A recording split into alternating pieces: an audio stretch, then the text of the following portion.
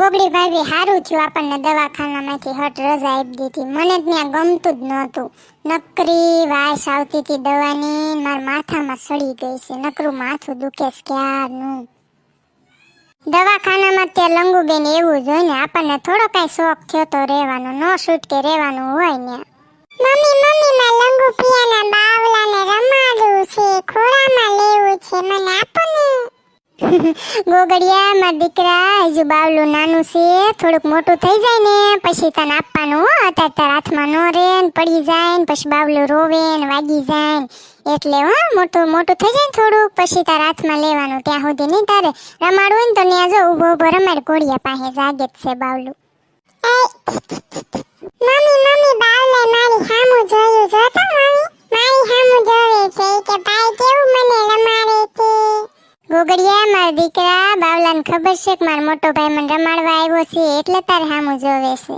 ગોગડી મારી દીકરી, હાલો રાંધવાનું કરો તો હું ને આ જનાવરો અમે બે ખાઈને જાવી. પછી અમારે 2 દીથી અમે ઘરે નથી ગયા તો હવે જલ્દી ઘરે જવું છે અમારે. તે જલ્દી રાંધી નાખ ને તો ખાઈને જાવી. પછી ડોશીમાં ઝીણકીને શિબરી માસી ક્યાં ના રહોડામાં ગયા છે, રાંધવા ગયા છે. હવે રાંધી રેવા જ આયા હશે.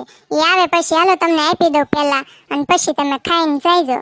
ગોગડી બટા બહુ ભૂખ લાગી છે. જનાવરું ક્યારનું બિસારું મને કહે છે ડોશીમાં હાલો ને ખાવું છે. કે ખાવું છે, પેટમાં તો ઉંદરડા દોડે છે.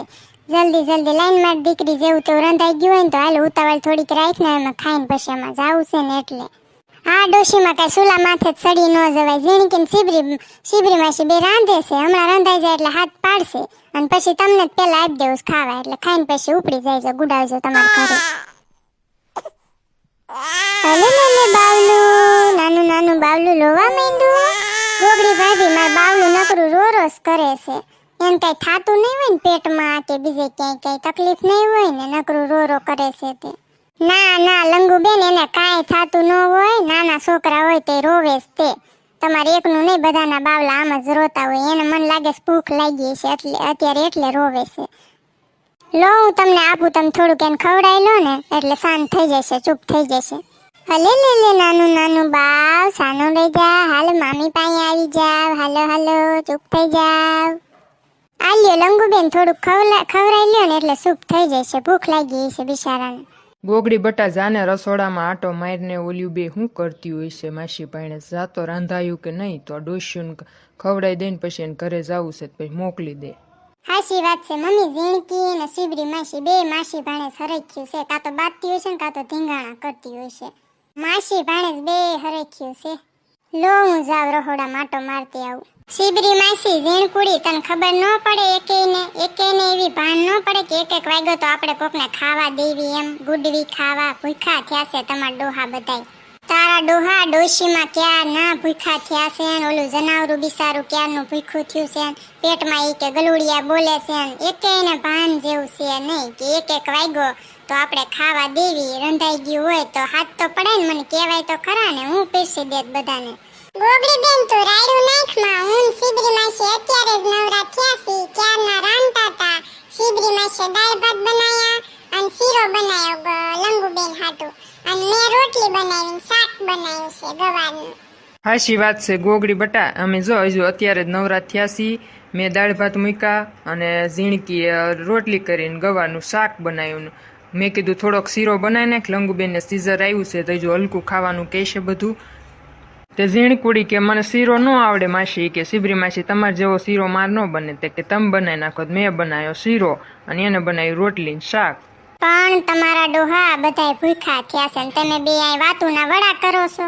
વાતુના વડા નહીં ગોગડી બેન, અમે છે ને કાલ ગણપતિનું વિસર્જન કર્યું ને ગણપત દાદાનું, એની વાતો કરતા હતા. કેવી મજા આવી ને હાડીનું કહેતી હતી. તમે ઓલી બેંગોલી ઓઢવાનું નક્કી કર્યું હતું ને પછી તમે મરાઠી ઓઢલી હતી. પછી મને ન મજા આવે એમ હું શિબરી માસીને કહેતી હતી. બીજું કાંઈ અમે વાતો કરી નથી. અત્યારે જ નવરા થયા અને અત્યારે જ વાતો કરવા બેઠા ત્યાં તું આવી. ગોગડી મારી દીકરી, હાલને ઉતાવળ રાખને બટા, પછી તમે બધો વહીવટ કરજો. મારા પેટમાં ઉંદરડા દોડે છે, એવી ભૂખ લાગી છે ને શક્કર જેવું લાગે છે મને. શક્કર ખાઈને પડી જઈશ જો કડીક ખાવા નહીં ગયો ને કોઈ તો. ડોશીમાં આ બે માસી ભાણે છે ને કામાં ખોટ્યું છે અને વાતુના વડા કરે આવ્યું છે એટલે મારે કેવું પડે છે ડોશીમાં. ગોગડી ડોશીમાને કાંઈ ખરું કાંઈ ઉપાધિ ખરી તૈયાર માથે ખાવા આ આવી ગયા. જ્યારે જોયું ત્યારે આ આવ્યા. એને કાંઈ ખરું, એને તો કેવું જ છે ને કે હાલો ખાવાનું આપી દો. અહીં બનાવવું હોય એને ખબર હોય કે નહીં કેમ બને. આ સીબરી જો સીબરી કપાતરના પેટની, એક તો એના હારીમાં ટકતી નથી ને અહીંયા રહી રહી પાછી વહીવટ કરે છે, મારો વહીવટ કરે છે મારા ઘરમાં રહીને. તો સીબરી માસી તમારા ડોશીમાને એવું ન કહેવાય, બિચારા ડોશીમાને ખોટું લાગી જાય એવું ન કહેવાય ડોશીમાને. સારું હાલ ઝીણકી હવે ખાવાનું કાઢ, વાતું વડા નથી કરવા, પછી વાતું તો પછી થાય છે, પેલા ખાઈ લેવી. માર ગોગડીયો બિચારો ભૂખો થયો છે પણ આજ તો એ નાના બાવલાને રમાડવામાં જ પડ્યો છે. મને એ યાદ નથી કરતો કે મમ્મી મારે ખાવું છે કાક ના, ક્યારનો ભૂખો થયો છે તે બિચારો.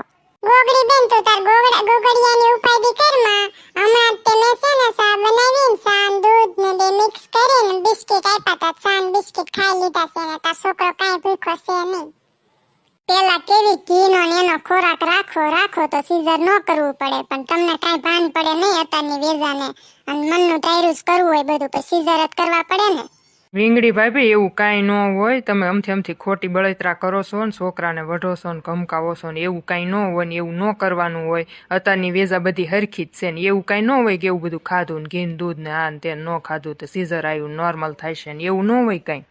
હાચી વાત છે ટીપલી ફઈની મમ્મી, એવું કાંઈ ન હોય, એ તો ભગવાને જે તાર્યું હોય એ જ થવાનું છે. હુરમ બટા તમને હજુ બધું દાંતમાં જાય, વાતમાં જાય ને મજાકમાં જાય, તમને કાંઈ ખબર પડે નહીં. અમે ઘણી દિવાળીઓ જોઈ છે ને ઘણું સહન કર્યું છે ને ઘણું જોયું છે. અમે જે કહેતા હોય ને ગોટા બુટા એ હાસું હોય. લંગા હવે તારે હરખું કામ કરવું પડશે, હવે તો એક બાવલાનો બાપ થઈ ગયો છું. હવે તારે કમાવવું પડશે ને હરખું કામે સડવું પડશે ને કામ ધંધીનો કરવો પડશે, બધું કરવું પડશે.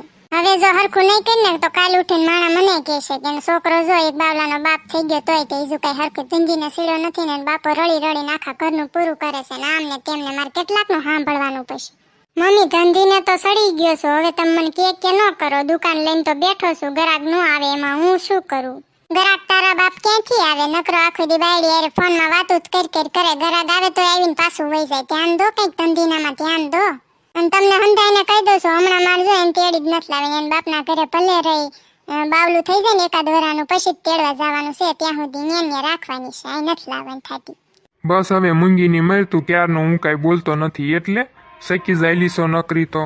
તારો બાપ વહુને અત્યારે સોડિયું ઘોડે રાખવી પડે તારી ડોહી, તને શું ખબર પડે. અત્યારની વહુને સોડિયું ઘોડે રાખો ને તો જ ટકે, નકર કોઈનો ટાંટિયો ટકે નહીં.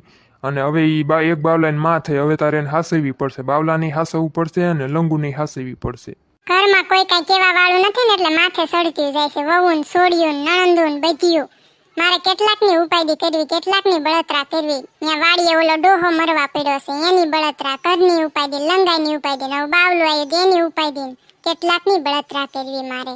ઝીણકુડી જો મારે તને એક વાત કહેવાની રહી ગઈ. મારા બધા સબસ્ક્રાઈબર તારા બહુ વખાણ કરતા હતા કે ઝીણકુડીને કેવી હાડી સરસ લાગે છે અને તમને કેવી હારી લાગે છે ગોગડી બેન, એમ કહેતા હતા. મુંબઈ થી ઓલા ઈલા માસી નથી એ ખાસ યાદ કરતા હતા. ઈલા બેન મુંબઈ વાળા છે ને એવડા એ કે ઝીણકીને મારી યાદ આપજો ને કે એમ કહેજો કે બહુ હાડી હારી લાગે છે એમ કહેતા હતા. રેવું મારા સબસ્ક્રાઈબર આ થોડીક વાતો કરી લઉં. મારા વાલા સબસ્ક્રાઈબર તમે બધા મને કોમેન્ટ કરી કરો છો કે વિડીયો કેમ નથી આવતા ને વિડીયો કેમ નથી મૂકતા ને કેમ ઓફ થઈ ગયા છો ને આમ ને તેમ ને. પણ હું તમને હંધાઈને કહી દઉં કે મારા લંગુબેન ને બિચારાને શ્રીમત આવે એવું હતું અને હવે પછી ડિલિવરી થાય એવું હતું, પછી બધા ઘરના એમાં એમાં ધોડામાં હતા, પછી ક્યાંથી વિડીયો બનાવવા મારે ને કેવી રીતે મૂકવા બોલો તમે બધા જ કયો. હવે તમ તાર બધું રેડી થઈ ગયું છે, લંગુબેન ને બાવલું આવી ગયું છે, હવે તમ તારે રેગ્યુલર બધા વિડીયો આવશે. ઓકે. અને બધાય સબસ્ક્રાઈબરનો દિલથી આભાર કે બધાએ અમને કોમેન્ટો કરી અને કેવી હાડી લાગે છે બધાએ કીધું, એટલે બધાનો દિલથી આભાર બધા તરફથી, અમાર ઝીણકુડી તરફથી, શિવરી માસી તરફથી, બધાય તરફથી દિલથી આભાર.